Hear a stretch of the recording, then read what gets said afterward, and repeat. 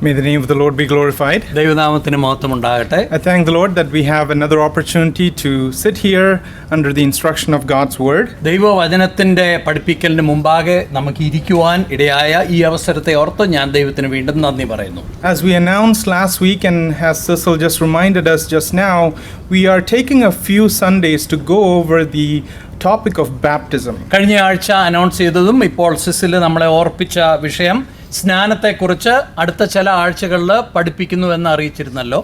Today and next week, Lord willing, I will be talking about the doctrinal aspects of baptism. ഈ ആഴ്ചയും അടുത്ത ആഴ്ചയും സ്നാനത്തെക്കുറിച്ചുള്ള ഉപദേശ അടിസ്ഥാനങ്ങളെക്കുറിച്ചാണ് എനിക്ക് സംസാരിക്കുവാനുള്ളത്. And one Sunday in October, I believe October 6th, Cecil will be covering the practical aspect of baptism. October 6 തീയതി ഞായറാഴ്ച സ്നാനത്തിന്റെ പ്രായോഗിക തലത്തെക്കുറിച്ച് brother സിസിൽ നമ്മളോട് സംസാരിക്കുന്നതായിരിക്കും. We know that we as an assembly have been going through a study of our doctrinal statements.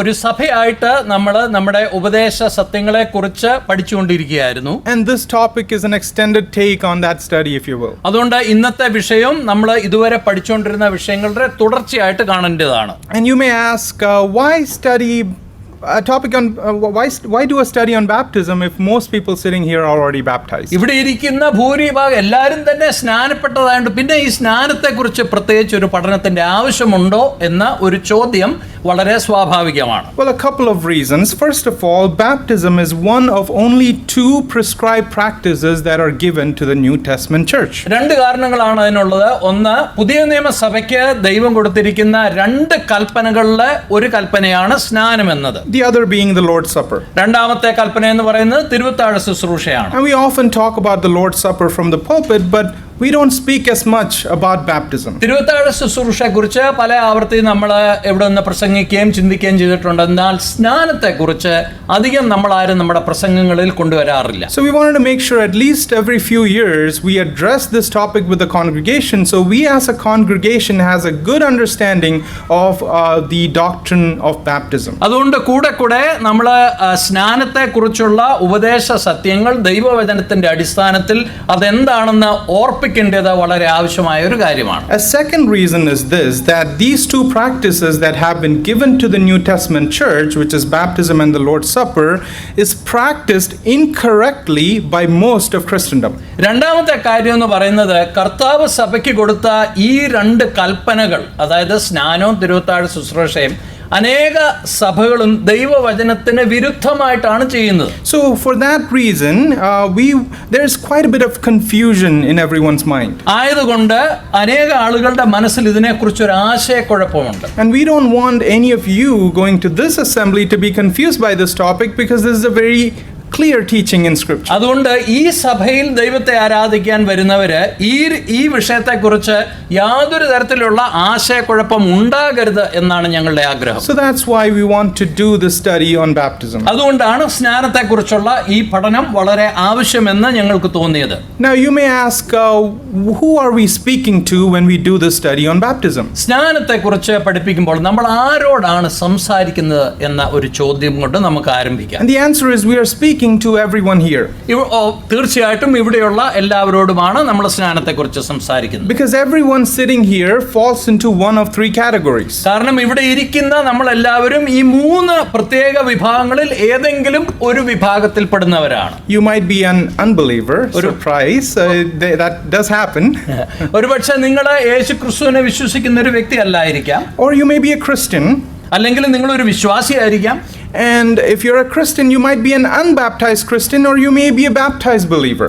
നിങ്ങൾ ഒരു വിശ്വാസിയാണെങ്കിൽ നിങ്ങൾ സ്നാനപ്പെട്ട വ്യക്തിയായിരിക്കാം, അല്ല സ്നാനപ്പെടാത്ത ഒരു വ്യക്തിയായിരിക്കാം. Now if you're an unbeliever, this study is an invitation for you to believe in the good news of salvation. യേശുക്രിസ്തുവിൽ പൂർണ്ണമായ വിശ്വാസം അർപ്പിച്ചിട്ടില്ലാത്ത ഒരു വ്യക്തിയാണ് നിങ്ങളെങ്കിൽ ഈ പഠനം കൊണ്ട് ഉദ്ദേശിക്കുന്നത് സുവിശേഷത്തെ നിങ്ങളുടെ മുമ്പിൽ പ്രസന്റ് ചെയ്യുക എന്നുള്ളതാണ്. And let me do that even as I speak now. Let me extend that invitation to you.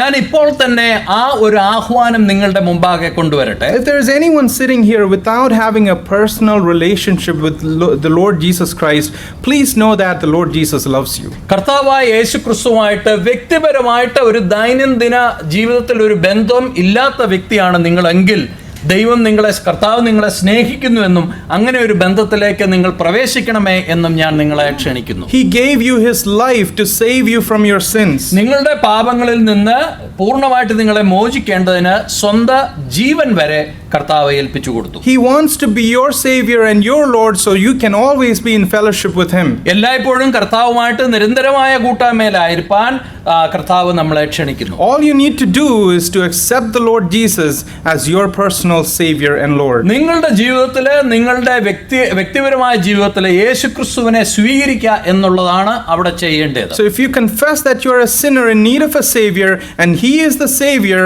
the answer to your sin problem, then that moment you can become a child of God. എൻ്റെ ജീവിതത്തിൽ പാപമുണ്ടെന്നും എൻ്റെ പാപത്തിന്റെ പരിഹാരത്തിന് ഒരു രക്ഷകനെ ആവശ്യമാണ് എന്ന് പറഞ്ഞ യേശുക്രിസ്തുവിന്റെ മുമ്പാകെ ഏറ്റുപറയുന്ന ഏതൊരു വ്യക്തിക്കും യേശുക്രിസ്തുവിൽ ഒരു വിശ്വാസിയാകുവാൻ സാധിക്കും. And as we sang in that hymn, you can be an heir of salvation even now.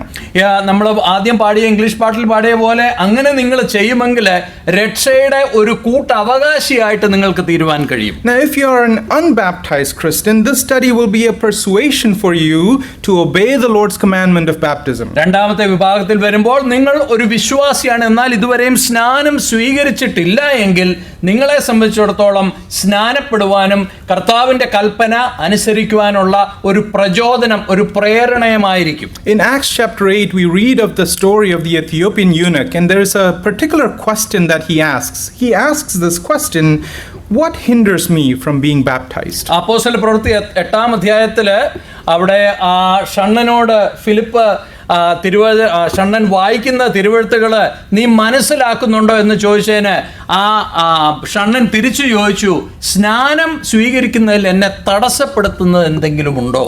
So this study will pose the same question to you. What hinders you from getting baptized? സ്നാനപ്പെടുന്നതിൽ തടസ്സമായിട്ട് നിങ്ങൾക്ക് നിൽക്കുന്നത് എന്താണ്? And I trust that you will remove any hindrance that there is and obey this commandment from the Lord. കർത്താവായ യേശുക്രിസ്തുവിന്റെ കൽപ്പനയായ സ്നാനം സ്വീകരിക്കുക എന്ന ആ ഒരു പ്രക്രിയയിൽ നിന്ന് നിങ്ങളെ തടസ്സപ്പെടുത്തുന്നത് എന്താണോ അത് നീങ്ങണം എന്ന് ആണ് ഈ പഠനം കൊണ്ട് ഞാൻ ആഗ്രഹിക്കുന്നത്. And finally, a baptized believer, which most of us are, മൂന്നാമത്തെ വിഭാഗത്തിൽ പെടുന്നവരെന്ന് പറയുന്നത് ഇവിടെ ഇരിക്കുന്ന ഭൂരിഭാഗം ആളുകളും സ്നാനപ്പെട്ട വിശ്വാസികൾ. And it will be a reminder to you, a reminder of the great blessings that you have through your identity or your identification with Christ. കർത്താവായ യേശുക്രിസ്തുവിനോട് യോജിക്കുന്ന ഒരു ശുശ്രൂഷയായ സ്നാനം സ്വീകരിച്ചിരിക്കുന്ന വിശ്വാസികളായ നമുക്ക് എല്ലാവർക്കും ദൈവം മുമ്പാകെ നമുക്കുള്ള അനേക ആത്മീയ അനുഗ്രഹങ്ങളെ കുറിച്ചുള്ള ഒരു ഓർമ്മപ്പെടുത്തലുമാണ് സ്നാനം. So all that to say, this study is for everyone. ഞാൻ പറഞ്ഞതിന്റെ സാരാംശം ഇന്ന് നമ്മൾ പഠിക്കുന്ന ഈ കാര്യം എല്ലാവർക്കും പ്രായോഗികമാണ്. Now this will be our roadmap, and we are starting late, so I know that we won't be getting through all this already, but we will have 2 Sundays like we announced. The first Sunday, in the left box you will see all the things that we are planning to cover today. സ്നാനത്തെക്കുറിച്ചുള്ള ഉപദേശത്തിന്റെ ഈ വഴി യാത്രയിൽ ഞാൻ ആഗ്രഹിക്കുന്നത് ഇതാണ്. ഇന്ന് ഈ പറഞ്ഞിരിക്കുന്ന കാര്യങ്ങളെല്ലാം തന്നെ നമുക്ക് പ്രതിപാദിക്കുവാൻ സമയമില്ലെങ്കിലും ഞാൻ പറയുവാൻ ഉദ്ദേശിക്കുന്ന അടുത്ത 2 ആഴ്ചകളിൽ പറയുവാൻ ഉദ്ദേശിക്കുന്ന കാര്യങ്ങളുടെ ഒരു ഔട്ട്ലൈൻ ആണത്. The first thing, there are 4 major topics that we plan to consider today. The first thing we'll consider is the different baptisms in the New Testament. പുതിയ നിയമത്തിൽ പറഞ്ഞിരിക്കുന്ന വ്യത്യസ്തമായ സ്നാനങ്ങളെ കുറിച്ച് ചിന്തിക്കുവാൻ ആഗ്രഹിക്കുന്നു. Secondly, we will consider baptism as a New Testament ordinance. ഒരു പുതിയ നിയമത്തിലൂടെ ലഭിച്ചിരിക്കുന്ന ഒരു കൽപ്പനയായിട്ട് സ്നാനത്തെ നമുക്ക് കാണാം. Thirdly, we will talk about the meaning of the word baptism. സ്നാനം എന്ന് പറഞ്ഞ ആ വാക്കിന്റെ അർത്ഥം എന്താണെന്ന് നമ്മൾ ചിന്തിക്കും. And fourthly, we will ask and answer the question, who should be baptized? നാലാമതായിട്ട് ആര് സ്നാനപ്പെടണം എന്ന വിഷയം കൂടെ നമ്മൾ ഇന്ന് ഡിസ്കസ് ചെയ്യുന്നതായിരിക്കും. And if we get through this today, next week we'll cover those topics, the biblical mode of baptism. ഈ കാര്യങ്ങളൊക്കെ ഇന്ന് പറഞ്ഞു തീർക്കുവാൻ സമയമുണ്ടെങ്കിൽ അടുത്ത ആഴ്ച വരുമ്പോൾ വേദപുസ്തകത്തിന്റെ അടിസ്ഥാനത്തിലുള്ള സ്നാനത്തിന്റെ പ്രക്രിയ എന്താണ്, the spiritual significance of baptism, സ്നാനത്തിന്റെ ആത്മീയ പ്രാധാന്യം, the different views of baptism in Christendom, ക്രൈസ്തവ സഭയിലെ സ്നാനത്തെക്കുറിച്ചുള്ള വിവിധങ്ങളായ പഠിപ്പിക്കലുകൾ. And we'll talk about what baptism is not and then close with a message of baptism. സ്നാനം എന്തല്ല എന്നുള്ളതും അവസാനമായിട്ട് സ്നാനത്തിലൂടെ നമുക്ക് ലഭിക്കുന്ന സന്ദേശം എന്താണെന്നുള്ളതും നമ്മൾ ചിന്തിക്കുന്നതായിരിക്കും. So first of all, let's jump right into it. The different baptisms in the New Testament. പുതിയ നിയമത്തിൽ പറഞ്ഞിരിക്കുന്ന വ്യത്യസ്തങ്ങളായ സ്നാനങ്ങളെക്കുറിച്ച് നമുക്ക് ചിന്തിക്കാം. So what do we mean when we say there are different baptisms in the New Testament? പുതിയ നിയമത്തില് വ്യത്യസ്തമായ സ്നാനങ്ങൾ ഉണ്ടെന്ന് പറയുന്നത് കൊണ്ട് എന്താണ് അർത്ഥമാക്കുന്നത്? What we mean is that in the New Testament, when you encounter the word baptism, it doesn't always refer to what you and I think of baptism. പുതിയ നിയമത്തില് സ്നാനം എന്ന വാക്ക് നമ്മൾ പല സ്ഥലങ്ങളിൽ കാണുമ്പോൾ ഞാനും നിങ്ങളും മനസ്സിലാക്കുന്ന ഒരു അർത്ഥമായിരിക്കില്ല അതിന് ആ പുതിയ നിയമത്തില് പറഞ്ഞിരിക്കുന്നത്. We all have a mental picture of baptism, right? സ്നാനം എന്ന് പറയുമ്പോൾ നമ്മുടെയൊക്കെ മനസ്സിൽ ഒരു ചിത്രമുണ്ട്. When a believer wants to get baptized, they get into the water. Another believer baptizes them, then they come out of the water. That's a mental picture that we have. നമ്മുടെ മനസ്സിൽ സാധാരണയുള്ള ചിത്രം എന്ന് പറയുന്നത് ഒരു വിശ്വാസി സ്നാനപ്പെടുവാൻ വേണ്ടി ആ സ്നാന ജലത്തിലേക്ക് ഇറങ്ങുന്നു, മറ്റൊരു വിശ്വാസി അദ്ദേഹത്തെ സ്നാനപ്പെടുത്തുന്നു, അതിനുശേഷമായിട്ട് രണ്ടുപേരും കയറി വരുന്നു. ഈ ഒരു ചിത്രമാണ് നമുക്കുള്ളത്. And that's usually what we think of when we refer to baptism, and we call that believer's baptism. സ്നാനത്തെക്കുറിച്ച് നമ്മുടെ മനസ്സിലുള്ള ഈ ചിത്രത്തെ നമ്മൾ വിശ്വാസ സ്നാനം, വിശ്വാസികളുടെ സ്നാനം എന്ന് നമ്മൾ മനസ്സിലാക്കുന്നു. But the New Testament uses this word baptism in other senses too. ഈ സ്നാനം എന്നുള്ള ആ വാക്ക് പുതിയ നിയമം വിവിധ വ്യത്യസ്തങ്ങളായ സാഹചര്യങ്ങളിൽ ഉപയോഗിക്കുന്നുണ്ട്. So we need to be cautious to understand what the word means when we encounter this word and read it in context. അതുകൊണ്ട് സ്നാനം എന്ന വാക്ക് ഓരോ സ്ഥലങ്ങളിലും എങ്ങനെയാണ് ഉപയോഗിച്ചിരിക്കുന്നതെന്ന് മനസ്സിലാക്കേണ്ടത് വളരെ അത്യന്താപേക്ഷിതമായ ഒരു കാര്യമാണ്. So let us consider some of these different baptisms in the New Testament. പുതിയ നിയമത്തിലുള്ള വ്യത്യസ്തങ്ങളായ സ്നാനങ്ങളെ കുറിച്ച് നമുക്കൊന്ന് ചിന്തിക്കാം. First of all, we read of John's baptism of repentance. നമ്മൾ ആദ്യമായിട്ട് കാണുന്ന യോഹന്നാൻ സ്നാനപ്പെടുത്തിയ മാനസാന്തര സ്നാനത്തെ കുറിച്ചാണ്. And this is John the Baptist baptizing people in the river Jordan, and we read of that in Mark chapter 1 and verse 4. മർക്കോസിന്റെ സുവിശേഷം 1-ാം അധ്യായം 4-ാമത്തെ വാക്യത്തിൽ ഇതിനെക്കുറിച്ച് പറഞ്ഞിട്ടുണ്ട്. സ്നാപകനായ യോഹന്നാൻ തൻ്റെ അടുത്തേക്ക് സ്നാനപ്പെടുവാൻ വരുന്നവരെ യോർദാൻ നദിയിൽ സ്നാനം കഴിപ്പിക്കുന്ന സ്നാനമാണ് മാനസാന്തര സ്നാനം. We read in Mark chapter 1 and verse 4, John came baptizing in the wilderness and preaching a baptism of repentance for the remission of sins. മർക്കോസിന്റെ സുവിശേഷം 1-ാം അധ്യായം 4-ാം വാക്യത്തിൽ ഇങ്ങനെ വായിക്കുന്നു: യോഹന്നാൻ വന്നു മരുഭൂമിയിൽ സ്നാനം കഴിപ്പിച്ചും പാപമോചനത്തിനായുള്ള മാനസാന്തര സ്നാനം പ്രസംഗിച്ചുകൊണ്ടിരുന്നു. Now, is John's baptism the same as believers' baptism today?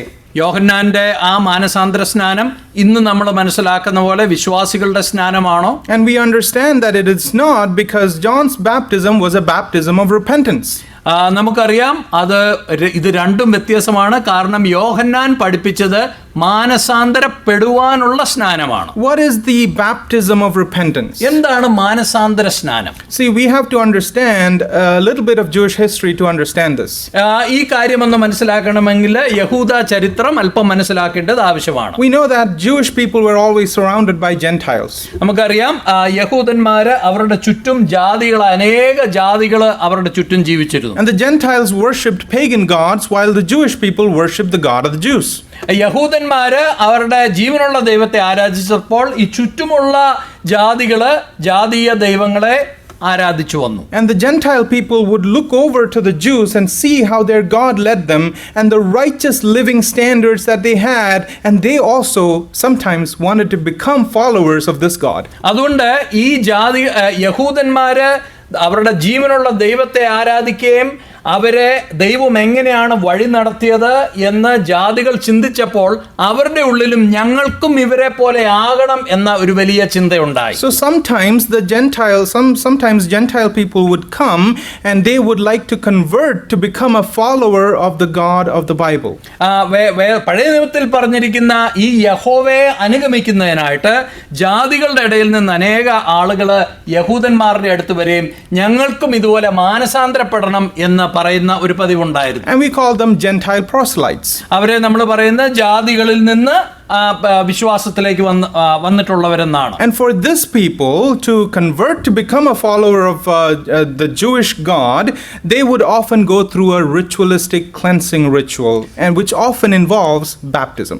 യഹൂദന്മാര് ആരാധിക്കുന്ന ആ ദൈവത്തെ ഞങ്ങൾക്കും ആരാധിക്കണം, വിശ്വസിക്കണം എന്ന് പറഞ്ഞ് ജാതികളിൽ നിന്ന് ആളുകൾ വരുമ്പോൾ ചില പ്രത്യേക ചടങ്ങുകളിലൂടെയും പ്രക്രിയയിലൂടെയും അവര് കടന്നു പോകേണ്ടത് ആവശ്യമായിരുന്നു. And this baptism was the baptism of repentance.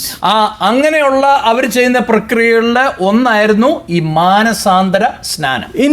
In essence, they were saying that we are having a change of mind. We are repenting and we are now following the God of the Bible, the God of the Jews. അതിന്റെ സത്ത് എന്ന് പറഞ്ഞാൽ ഈ മാനസാന്തരത്തിലൂടെ ഞങ്ങൾ യഹൂദന്മാർ ആരാധിക്കുന്ന ജീവനുള്ള ദൈവത്തെ ആരാധിക്കുക എന്നുള്ള ഒരു പ്രഖ്യാപനമായിരുന്നു. So this baptism signified a cleansing and a repentance. മാനസാന്തര സ്നാനം ഒരു ശുദ്ധീകരണവും ഒരു അനുതാപത്തെയുമാണ് കാണിച്ചത്. Now John the Baptist comes on the scene and he points to the Jews and says, it's not just the Gentiles that need this cleansing, you guys need this cleansing too. യോഹന്നാൻ സ്നാപകൻ വന്ന് താൻ ഉറക്കെ പ്രഖ്യാപിച്ചു, ജാതികൾക്ക് മാത്രമല്ല യഹൂദന്മാരെ നോക്കി താൻ പറഞ്ഞു, നിങ്ങൾക്കും ഈ മാനസാന്തര സ്നാനം ആവശ്യമാണ്. Because you have so strayed away from God and you need to be restored back to God, and he applied this baptism of repentance to the Jewish people. യഹൂദന്മാരോട് യോഹന്നാൻ സ്നാപകൻ പിന്നെയും പറഞ്ഞു, നിങ്ങൾ ദൈവത്തിന്റെ വഴികളിൽ നിന്ന് വളരെയധികം വ്യതിചലിച്ച് മാറിപ്പോയതുകൊണ്ട് നിങ്ങളും മാനസാന്തര സ്നാനം കഴിച്ച് ദൈവത്തിങ്കിലേക്ക് തിരികെ വരണം എന്ന് പ്രഖ്യാപിച്ചു. So these people came, they got baptized, and that baptism signified a change of direction, a restoration back to a commitment to the one true God. അതുകൊണ്ട് ഇങ്ങനെയുള്ള ആളുകൾ മാനസാന്തര സ്നാനം സ്വീകരിച്ചപ്പോൾ അവരുടെ ജീവിത ശൈലിക്കൊക്കെ ഒരു മാറ്റമുണ്ടായി, ഒരു ശുദ്ധീകരണം നടത്തി ജീവനുള്ള ദൈവത്തെ ആരാധിക്കുന്ന പാതയിലേക്ക് വന്നു. That is the baptism of repentance. അതാണ് മാനസാന്തര സ്നാനം. Is it the same as today? നമ്മൾ വിശ്വസിക്കുന്ന സ്നാനം ഇത് തന്നെയാണോ? And it's not, and that's why we cannot use this as a model for our baptism today. നമുക്കറിയാം അത് നമ്മൾ ഇന്ന് മനസ്സിലാക്കിയിരിക്കുന്ന പുതിയ നിയമ അടിസ്ഥാനത്തിലെ സ്നാനം അല്ലാത്തതുകൊണ്ട് ഈ മാനസാന്തരത്തിനായുള്ള സ്നാനം നമുക്ക് ഇന്ന് തുടരുവാൻ സാധ്യമല്ല. The second different baptism that we would consider in the New Testament is Jesus Christ's own baptism. രണ്ടാമതായിട്ട് നമ്മൾ നോക്കുന്ന പുതിയ നിയമത്തിലെ സ്നാനം എന്ന് പറയുന്നത് യേശുക്രിസ്തുവിന്റെ സ്വന്തം സ്നാനം. We read of this in Matthew chapter 3, and we'll read a couple of verses there. Matthew chapter 3 verses 13 to 15. Mathai സുവിശേഷം 3-ാം അധ്യായത്തിന്റെ 13 മുതൽ 15 വരെയുള്ള വാക്യങ്ങൾ. Then Jesus came from Galilee to John at Jordan to be baptized by him. And John tried to prevent him, saying, I need to be baptized by you, and you are coming to me?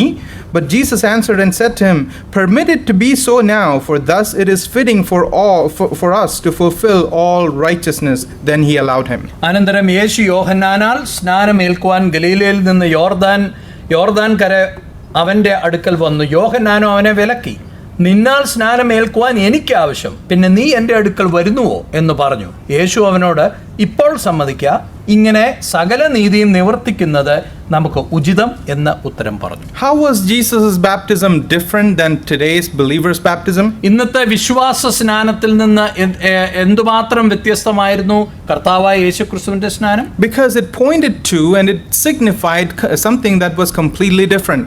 കാരണം അത് ചൂണ്ടിക്കാണിച്ചത് വളരെയധികം വ്യത്യസ്തതയുള്ള ഒരു കാര്യമാണ്. His baptism typified a way in which he would fulfill all righteousness.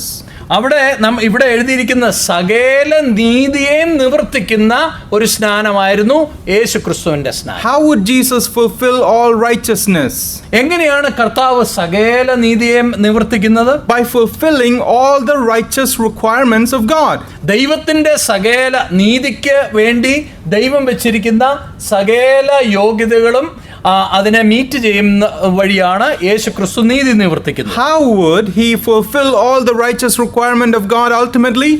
എങ്ങനെയാണ് ദൈവം വെച്ചിരിക്കുന്ന നീതിയുടെ എല്ലാ നിലവാരങ്ങളെയും എങ്ങനെയാണ് കർത്താവ് നേരിടുന്നത്? By dying on the cross for my sin and your sin. എന്റെയും നിങ്ങളുടെയും പാപത്തിന് കാൽവരി കുരിശിൽ മരിക്കുന്നത് മുഖാന്തരമാണ്. So Jesus' baptism typified his baptism or his immersion into the judgment of God on Calvary. കർത്താവായ യേശുക്രിസ്തുവിന്റെ സ്നാനം കാണിക്കുന്നത് കാൽവരി ക്രൂശിൽ ദൈവത്തിന്റെ നീതിയെ ദൈവം പ്രകടമാക്കുന്ന ആ കടുത്ത പരീക്ഷയെങ്കിലുള്ള ഒരു സ്നാനമായിരുന്നു. We read actually in Luke chapter 12 and verse 50, Jesus saying this. He says, "But I have a baptism to be baptized with, and how distressed I am till it is accomplished." He's actually talking about his death. ലൂക്കോസിന്റെ സുവിശേഷം 12-ാം അധ്യായം 50-ാം വാക്യത്തിൽ കർത്താവ് പറയുന്ന, എങ്കിലും എനിക്ക് ഒരു സ്നാനം ഏൽപ്പാനുണ്ട്, അത് കഴിവോളം ഞാൻ എത്ര ഞെരങ്ങുന്നു. And that refers to his death. അത് നമുക്കറിയാം, കർത്താവ് വരുവാനുള്ള തന്റെ മരണത്തെക്കുറിച്ചാണ് ഇവിടെ പറയുന്നത്. So is Jesus' baptism a model for us today? അപ്പോൾ അങ്ങനെയാണെങ്കിൽ ഒരു ചോദ്യം, കർത്താവായ യേശുക്രിസ്തുവിന്റെ സ്നാനം നമുക്ക് ഒരു മാതൃകയാണോ എന്ന്? It's not, because it was a unique baptism that pointed to a very unique event in history. ഒരിക്കലുമല്ല. കാരണം ദൈവത്തിന്റെ നീതി നിവർത്തിക്കുന്നതിന് വേണ്ടി ഒരിക്കലായിട്ട് സംഭവിച്ച സ്നാനമാണ് കർത്താവായ യേശുക്രിസ്തുവിന്റെ Now let's സ്നാനം. look at a third baptism that's mentioned in the New Testament, which is the baptism with the Holy Spirit. മൂന്നാമതായിട്ട് പുതിയ നിയമത്തിലെ സ്നാനത്തെക്കുറിച്ച് പറയുന്നത് പരിശുദ്ധാത്മാവിലുള്ള സ്നാനം. Now this is a topic that's there's so much confusion about this topic among believers. വിശ്വാസികളുടെ ഇടയിൽ വളരെയധികം ആശയക്കുഴപ്പം, ചില സ്ഥലങ്ങളിൽ വഴക്ക് വരെ ഉണ്ടാകുന്ന ഒരു വിഷയമാണത്. And there should be a whole message on this, but for our purposes, let me just summarize what it is. നമ്മുടെ താല്പര്യങ്ങൾ, നമ്മുടെ ആവശ്യത്തിന് വേണ്ടി ഇതൊന്ന് വളരെയധികം ഒന്ന് ലഘൂകരിച്ച് പറയുവാൻ ഞാൻ ആഗ്രഹിക്കുന്നു. Baptism of the Holy Spirit is what Jesus promised his disciples in Acts chapter 1 and verse 5, and we'll read that verse. അപ്പോസ്തല പ്രവൃത്തികൾ 1-ാം അധ്യായം 5-ാം വാക്യത്തില് കർത്താവായ യേശുക്രിസ്തു തന്റെ ശിഷ്യന്മാർക്ക് വാഗ്ദത്തം ചെയ്ത ഒരു സ്നാനമാണ് പരിശുദ്ധാത്മാവിലുള്ള സ്നാനം. Right before his ascension in Acts chapter 1 and verse 5, the Lord said, "For John truly baptized with water, but you shall be baptized with the Holy Spirit not many days from now." യോഹന്നാൻ വെള്ളം കൊണ്ട് സ്നാനം കഴിപ്പിച്ചു, നിങ്ങൾക്കോ ഇനി ഏറെ നാൾ കഴിയും മുമ്പേ പരിശുദ്ധാത്മാവ് കൊണ്ട് സ്നാനം ലഭിക്കും എന്ന് കൽപ്പിച്ചു. And long story short, we know the fulfillment of this, it happened on the day of Pentecost. നമുക്കറിയാം, ഇത് പൂർത്തീകരിച്ചത് Pentecost നാളിലാണ്. When the Holy Spirit came down from heaven, പരിശുദ്ധാത്മാവ് സ്വർഗത്തിൽ നിന്ന് ആ ഭൂമിയിലേക്ക് വന്നപ്പോഴാണ് ഇത് സംഭവിച്ചത്. and this marked the beginning of a new age called the church age. ഇവിടെയാണ് സഭായുഗം ആരംഭിച്ചത്.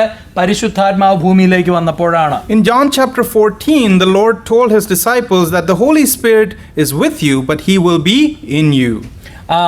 യോഹന്നാന്റെ സുവിശേഷം 14-ാം അധ്യായത്തില് കർത്താവ് ശിഷ്യന്മാരോട് പറഞ്ഞു, പരിശുദ്ധാത്മാവ് നിങ്ങളോട് കൂടെയുണ്ട്, പക്ഷേ ഒരു ദിവസം പരിശുദ്ധാത്മാവ് നിങ്ങളിൽ വരും. And this was the fulfillment of that promise, that the Holy Spirit came down and indwelt those believers and he filled those believers. അന്ന് കർത്താവ് പറഞ്ഞ ഈ പരിശുദ്ധാത്മാവിന്റെ വാഗ്ദത്തത്തിന്റെ പൂർത്തീകരണമാണ് അപ്പോസ്തല പ്രവൃത്തിയിലെ സഭായുഗം, അതിന്റെ ആരംഭത്തിൽ പരിശുദ്ധാത്മാവ് വന്നത്. And historically that was the baptism of the Holy Spirit. ചരിത്രപരമായിട്ട് നമ്മൾ നോക്കുമ്പോൾ അതായിരുന്നു പരിശുദ്ധാത്മാവിലുള്ള സ്നാനം. Now practically, when does a person experience the baptism of the Holy Spirit? നമ്മൾ പ്രായോഗികമായിട്ട് ചിന്തിക്കുമ്പോൾ എപ്പോഴാണ് ഒരു വ്യക്തി പരിശുദ്ധാത്മാവിനാലുള്ള സ്നാനം അനുഭവിക്കുന്നത്? That is at the time of their salvation.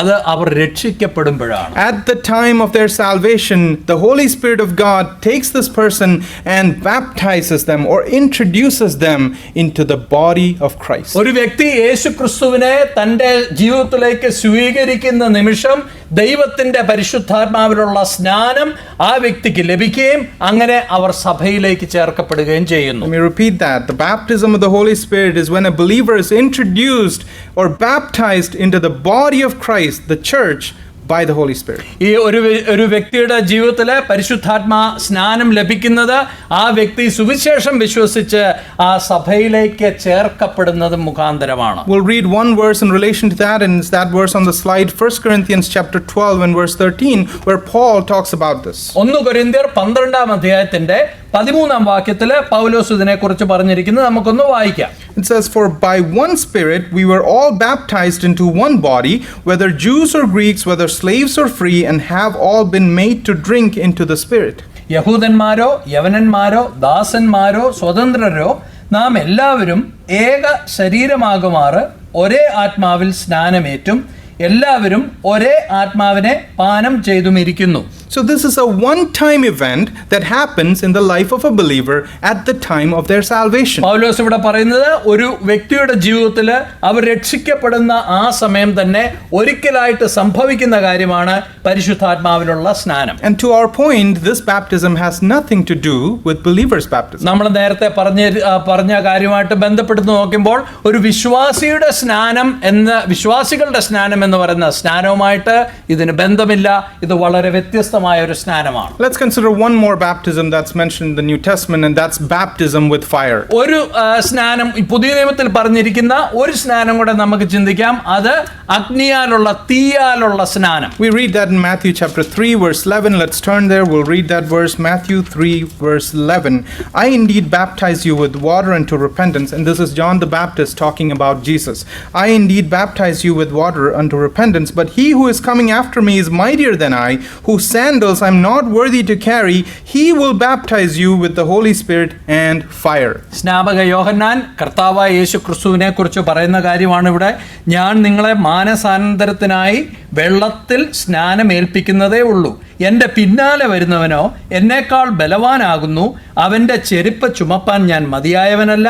അവൻ നിങ്ങളെ പരിശുദ്ധാത്മാവിലും തീയിലും സ്നാനമേൽപ്പിക്കും. Here's the baptism with fire, and unfortunately this is another passage or a term that people use out of context all the time. നിർഭാഗ്യവശാൽ ഇവിടെ തീയിലുള്ള സ്നാനം എന്ന് പറയുന്ന ഈ ഭാഗം തന്നെ ആളുകൾ എടുത്ത് ദുരുപയോഗം ചെയ്യാറുണ്ട്. People ask God to send down fire from heaven or to baptize us in fire. സ്വർഗ്ഗത്തിൽ നിന്ന് തീയെ അയക്കണമേ, തീയാൽ ഞങ്ങളെ സ്നാനം കഴിപ്പിക്കണമേ എന്നൊക്കെ ചില വിശ്വാസികൾ പ്രാർത്ഥിക്കാറുണ്ട്. And that is because they don't properly understand what the baptism with fire is. അതിന്റെ ഒരു കാരണം എന്ന് പറയുന്നത് എന്താണ് തീയാലുള്ള സ്നാനം എന്നത് അവരുടെ ജീവിതത്തിൽ വ്യക്തമല്ല. What is baptism with fire? Let's keep reading. എന്താണ് തീയാലുള്ള സ്നാനം? നമുക്ക് തുടർന്നും വായിക്കാം. Next verse. അടുത്ത വാക്യം. "His winnowing fan is in his hand, and he will thoroughly clean out his threshing floor and gather his wheat into the barn, and he will burn up the chaff with unquenchable fire." വീശുമുറം അവന്റെ കയ്യിലുണ്ട്. അവൻ കളത്തെ മുറ്റും വെടിപ്പാക്കി കോതമ്പ് കളപ്പുരയിൽ കൂട്ടിവെക്കുകയും പതിർ കെടാത്ത തീയിൽ ഇട്ട് ചുട്ടുകളയുകയും ചെയ്യും. Baptism with fire is judgment. ആ തീയാലുള്ള സ്നാനം എന്ന് പറയുന്നത് ന്യായവിധിയാണ്. No one should be asking to be baptized with fire, because literally you are begging for destruction and judgment. അതുകൊണ്ട് ഒരു വ്യക്തി തീയാൽ എന്നെ സ്നാനം കഴിപ്പിക്കണമേ എന്ന് പ്രാർത്ഥിക്കുമ്പോൾ എൻ്റെ മേൽ വലിയ ശിക്ഷാവിധി വരണമേ എന്നാണ് മറ്റൊരർത്ഥത്തിൽ പ്രാർത്ഥിക്കുന്നത്. So let's never do that, and let's properly understand this. This is another baptism, and it again has nothing to do with believers' baptism. ഇത് വിശ്വാസികളുടെ സ്നാനമായിട്ട് ഇതിന് ഒരു ബന്ധവുമില്ല. വിശ്വാസികളായ നാം ഒരിക്കലും പ്രാർത്ഥിക്കേണ്ട ഒരു പ്രാർത്ഥനയല്ല തീ കൊണ്ട് ഞങ്ങളെ സ്നാനപ്പെടുത്തണമെന്ന്. And finally, we have the believer's baptism. This is the baptism with immersion in water after one's profession of faith in Christ Jesus. യേശു ക്രിസ്തുവിനെ രക്ഷിതാവായിട്ട് ഹൃദയത്തിൽ സ്വീകരിച്ചതിന് ശേഷം ഒരു വ്യക്തി കഴിക്കുന്ന സ്നാനമാണ് വിശ്വാസ സ്നാനം അല്ലെങ്കിൽ വിശ്വാസികളുടെ സ്നാനം. And this is what we will be talking about for the rest of our session and next week. തുടർന്നുള്ള സമയം ഇന്നും അടുത്ത ആഴ്ചയിൽ നമ്മൾ സംസാരിക്കാൻ പോകുന്നത്, ചിന്തിക്കാൻ പോകുന്നത് ഈ വിശ്വാസികളുടെ സ്നാനത്തെക്കുറിച്ചാണ്. All this was introduction. I'm not going to get done through what I planned to today. ഞാൻ ഇത്രയും പറഞ്ഞ കാര്യങ്ങൾ ഇതിന്റെ ആമുഖമാണെങ്കിൽ ഇത് ഒരിക്കലും എന്ന് പറഞ്ഞു തീരത്തില്ല. Okay, let's go to the next topic. Baptism.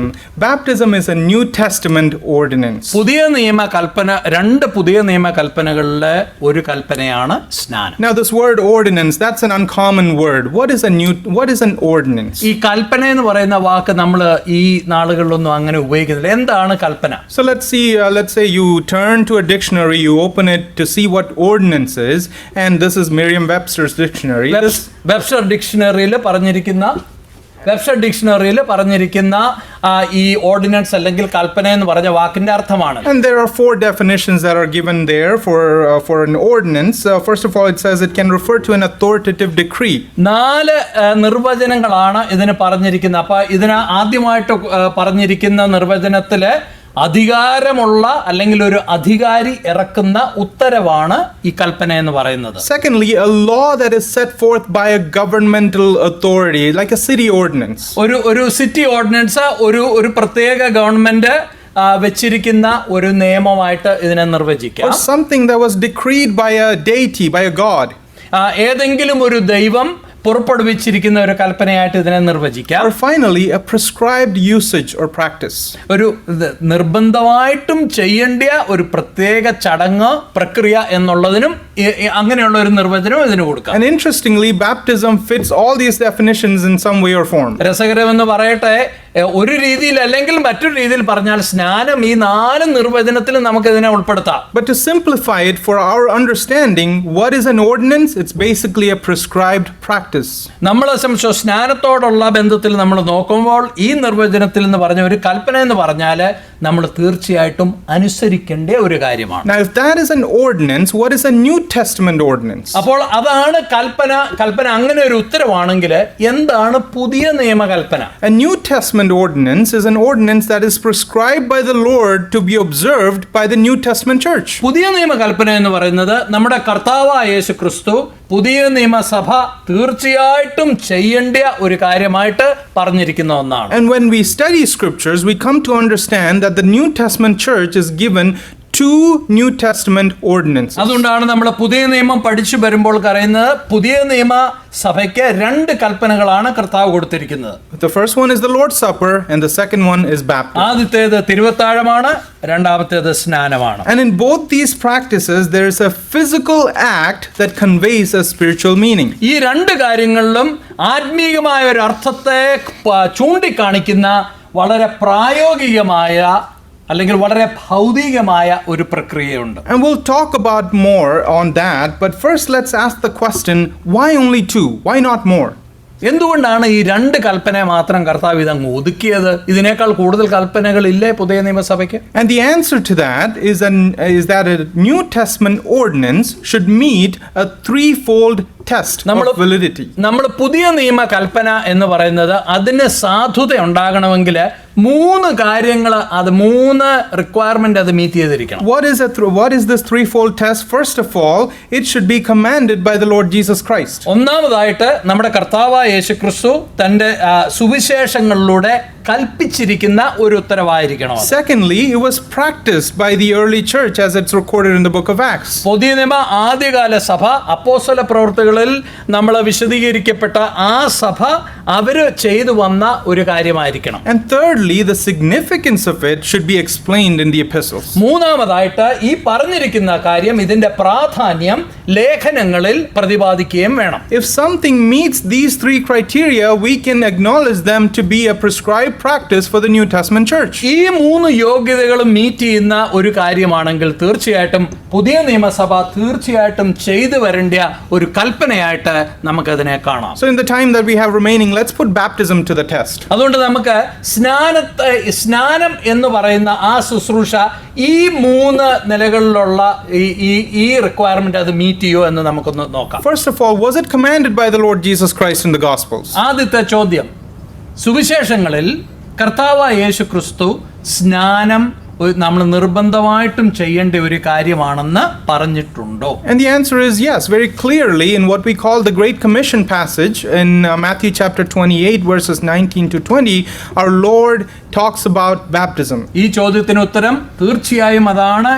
കാരണം മത്തായി സുവിശേഷം 28-ാം അധ്യായത്തില് ശിഷ്യന്മാരെ കർത്താവ് അയക്കുമ്പോൾ 19ഉം 20ഉം വാക്യങ്ങളിൽ ഇത് വളരെ വ്യക്തമായിട്ട് പറഞ്ഞിട്ടുണ്ട്. Let me just read that verse. It says, "Go therefore and make disciples of all nations, baptizing them in the name of the Father and of the Son and of the Holy Spirit, teaching them to observe all things that I have commanded you, and lo, I am with you always, even to the end of the age." കർത്താവ് തന്റെ ശിഷ്യന്മാരെ അയക്കുമ്പോൾ സകല ജാതികളെ നിങ്ങൾ ശിഷ്യരാക്കിക്കൊള്ളണം, അവരെ സ്നാനപ്പെടുത്തണം, ഞാൻ നിങ്ങളോട് കൽപ്പിച്ചതൊക്കെയും പ്രമാണിപ്പാൻ അവരെ ഉപദേശിക്കണമെന്ന് പറഞ്ഞു. So we see baptism is a very clear commandment from the Lord Jesus. കർത്താവായ യേശുക്രിസ്തുവിൽ നിന്ന് വളരെ വ്യക്തമായിട്ട് കിട്ടിയിരിക്കുന്ന ഒരു കൽപ്പനയാണ് സ്നാനം. Now the second test. രണ്ടാമത്തെ test. Was baptism practiced by the apostles and the early church? Do we see that in the book of Acts? അപ്പോസ്തല പ്രവൃത്തികൾ വായിക്കുമ്പോൾ ആദ്യകാല സഭ ഈ സ്നാനം എന്ന് കർത്താവ് സുവിശേഷങ്ങളിൽ പറഞ്ഞിരിക്കുന്ന കൽപ്പന അവർ പ്രമാണിച്ചു വന്നിരുന്നുവോ? And the answer is again a resounding yes. നമുക്ക് അവിടെ തീർച്ചയായിട്ടും എന്ന് നമുക്ക് പറയുവാൻ കഴിയും. In fact, we see 10 instances of people getting baptized in the book of Acts. അപ്പോസ്തല പ്രവൃത്തികളിൽ 10 സ്ഥലങ്ങളിൽ വിശ്വാസികൾ സ്നാനപ്പെട്ടതായിട്ട് കൊടുത്തിട്ടുണ്ട്. We won't read all these verses, but we see the Jews baptized on the day of Pentecost. Pentecost ദിവസത്തിൽ യഹൂദന്മാർ സ്നാനപ്പെട്ടെന്ന് നമ്മൾ കണ്ടു. In Acts chapter 8, we see 3 instances of people getting baptized: the Samaritans, the Ethiopian eunuch, and Simon Magus. അപ്പോസ്തല പ്രവൃത്തി 8-ാം അധ്യായത്തിൽ ശമരിയക്കാരും എത്യോപ്യക്കാരനായ ഷണ്ണനും അതുപോലെ ആഭിചാരക്രിയ ചെയ്തു വന്ന ശീമോനും സ്നാനപ്പെട്ടു എന്ന് നമ്മൾ കാണുന്നു. In the next chapter, Acts chapter 9, we see Paul or Saul of Tarsus getting baptized.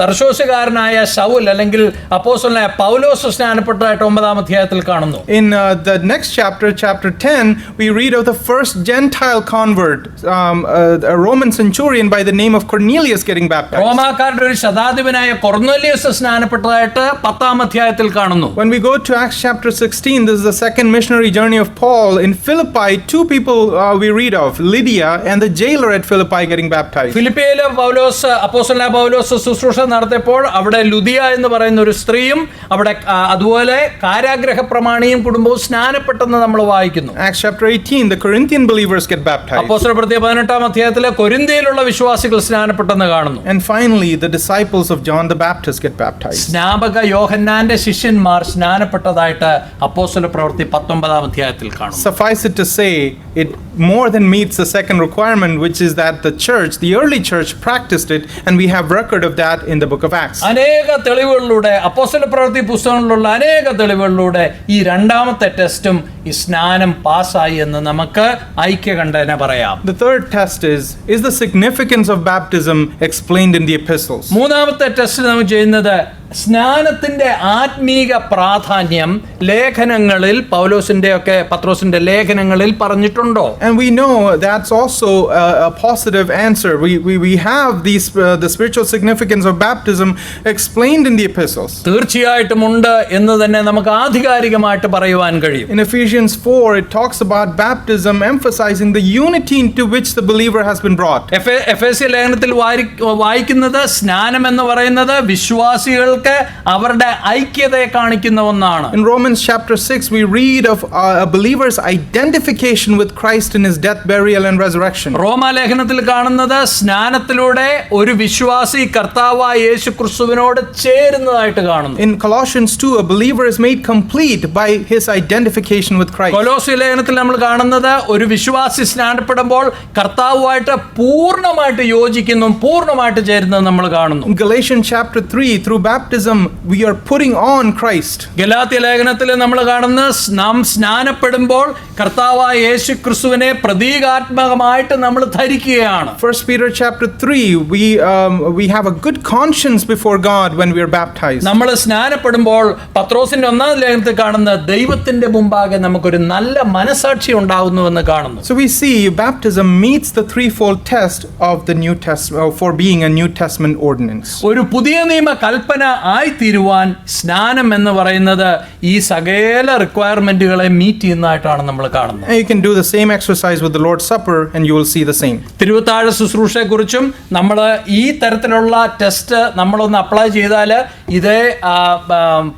ഇതേ ഫലം തന്നെ നമുക്ക് കാണുവാൻ കഴിയും. And this is why we regard these two practices as the two ordinances given to the New Testament church by the Lord. അതുകൊണ്ടാണ് ഈ രണ്ട് കൽപ്പനകളാണ് പുതിയ നിയമസഭയ്ക്ക് കർത്താവ് തന്നത് എന്ന് നമ്മൾ വിശ്വസിക്കുന്നത്. So let me ask you a question. ഒരു ചോദ്യം നിങ്ങളോട് ചോദിക്കട്ടെ. Some churches hold foot washing as an ordinance. ചില സഭകളിൽ കാലുകഴുകൽ ശുശ്രൂഷ ഒരു കൽപ്പനയായിട്ട് ചെയ്യാറുണ്ട്. Should it be or not? അത് ഒരു കൽപ്പനയായിട്ട് നമ്മൾ എടുക്കേണ്ടതല്ലേ? Is that a New Testament ordinance? അത് പുതിയ നിയമത്തിലെ ഒരു കൽപ്പനയാണോ? Does it meet the threefold requirements? ഈ പറഞ്ഞ 3 ടെസ്റ്റുകളിൽ ആ ടെസ്റ്റുകളെ അത് മീറ്റ് ചെയ്യുമോ? It doesn't, right? ഇല്ല, ഒരിക്കലുമില്ല. And that's why we don't follow that as a New Testament ordinance. അതുകൊണ്ടാണ് അതിനെ ഒരു കൽപ്പനയായിട്ട്, ഒരു പുതിയ നിയമ കൽപ്പനയായിട്ട് നമ്മൾ പാലിക്കാത്തത്. So this is why we need to discern what a New Testament ordinance is and what is not. അതുകൊണ്ടാണ് എന്താണ് പുതിയ നിയമ കൽപ്പന എന്നുള്ളത് വളരെ വ്യക്തമായിട്ട് നമ്മൾ പരിശോധിക്കേണ്ടത്. I know we are at time and that was half of what I wanted to share today. നമ്മുടെ സമയമായി ഞാൻ ഇന്ന് പറയുവാൻ ഉദ്ദേശിച്ചതിന്റെ കൃത്യം പകുതിയായിട്ടുണ്ട്. We'll pick this up next week and continue, but before that I just want to close with this slide. അടുത്ത ആഴ്ച തുടർന്നുള്ള കാര്യങ്ങൾ പറയാം, പക്ഷേ അവസാനമായിട്ട് ഈ സ്ലൈഡ് ഒന്ന് കാണിക്കാൻ ഞാൻ ആഗ്രഹിക്കുന്നു. This is just a contrast between baptism and the Lord's Supper, which are the two New Testament ordinances. പുതിയ നിയമ കൽപ്പനയായ സ്നാനവും തിരുവത്താഴം തമ്മിലുള്ള ഒരു താരതമ്യമാണ് ചെയ്തിരിക്കുന്നത്. The first point there, it says baptism is an individual act of obedience.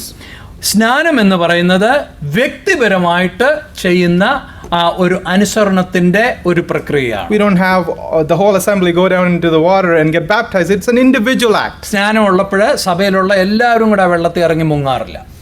But the Lord's Supper, it's a collective act. Everyone gathers together and we break bread and take part from the Lord's from the cup. എന്നാൽ തിരുവത്താഴ ശുശ്രൂഷ എന്ന് പറയുന്നത് നമ്മൾ എല്ലാവരും കൂടെ ഒരുമിച്ച് ചേർന്ന് പങ്കെടുക്കുന്ന ഒരു ശുശ്രൂഷയാണ്. Let me just make one point there. It is important for the church to gather. ഒരു കാര്യം പറയാനുള്ളത്, സഭ കൂടി വരണം എന്നുള്ളത് വളരെ പ്രധാനപ്പെട്ട ഒരു കാര്യമാണ്. That is the pattern of the New Testament. It is actually a commandment that the New Testament does that. പുതിയ നിയമസഭയിൽ നമ്മൾ കണ്ടുവരുന്ന ഒരു പരിചയം എന്ന് മാത്രമല്ല, ഒരു കൽപ്പന കൂടിയാണ്. It didn't need to be said, but with the influx of Zoom ministries and online ministries, this needs to be emphasized that the church needs to gather.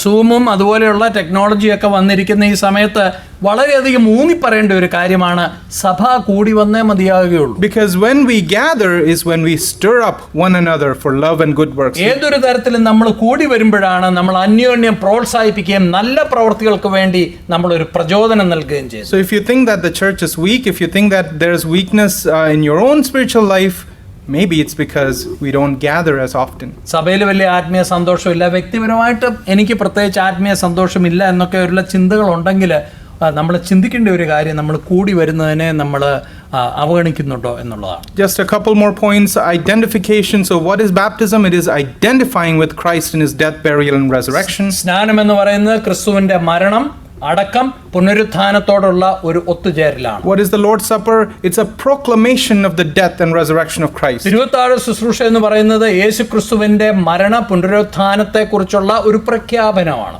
Baptism is commanded only to be done once. സ്നാനം എന്ന് പറയുന്നത് ഒരിക്കലായിട്ട് മാത്രം ചെയ്യുവാൻ വേണ്ടി കൽപ്പിച്ചു തന്നിരിക്കുന്നതാണ്. The Lord's Supper, we observe that every Sunday, right? നമ്മൾ എന്നാൽ തിരുവത്താഴ ശുശ്രൂഷ എന്ന് പറയുന്നത് നമ്മൾ ഇവിടെ എല്ലാ ഞായറാഴ്ചയും കൂടി വരുമ്പോഴും നമ്മൾ ചെയ്യുന്ന ഒരു കാര്യമാണ്. What is the visible aspect of baptism? That is when someone goes into the water and comes out of the water. സ്നാനത്തെ കുറിച്ച് നമുക്ക് കാണുവാൻ കഴിയുന്നത് ഒരു വ്യക്തി വെള്ളത്തിനകത്തേക്ക് പോകുന്നു, സ്നാനപ്പെടുന്നു, വെള്ളത്തിൽ നിന്ന് കയറി വരുന്നു. And the visible aspect of the Lord's Supper are the emblems, the bread and the cup. തിരുവത്താഴ ശുശ്രൂഷയെ കുറിച്ച് നമ്മൾ പറയുമ്പോൾ നമുക്ക് കാണുവാൻ കഴിയുന്ന അവിടെ കാഴ്ചയിൽ വരുന്നത് ഇവിടെ ഇരിക്കുന്ന ആ അപ്പവും പാനപാത്രവുമാണ്. We'll conclude here. നമുക്ക് ഇവിടെ ഇന്നത്തെ നമ്മുടെ ഈ പഠനം അവസാനിപ്പിക്കാം. Thank you for your patience. നിങ്ങളുടെ ക്ഷമയ്ക്കായിട്ട് പ്രത്യേകം ഞാൻ നന്ദി പറയുന്നു. We'll pick it up next week and continue with this. നമ്മൾ അടുത്ത ഞായറാഴ്ച ഇതിനെ തുടർന്ന് നമുക്ക് ചിന്തിക്കാം. In the meantime, if you have any questions, like Cecil said, please don't hesitate to reach out to us. സിസിൽ നേരത്തെ ചോദിച്ച പോലെ ഈ വിഷയങ്ങളുമായിട്ട് എന്തെങ്കിലും ചോദ്യം നിങ്ങൾക്കുണ്ടെങ്കിൽ തീർച്ചയായിട്ടും ഞങ്ങളെ സമീപിക്കണമേ എന്ന് ഞങ്ങൾ നിങ്ങളെ ഓർപ്പിക്കുകയാണ്. May God's name be glorified. ദൈവത്തിന്റെ നാമം മഹത്വപ്പെടുമാറാകട്ടെ.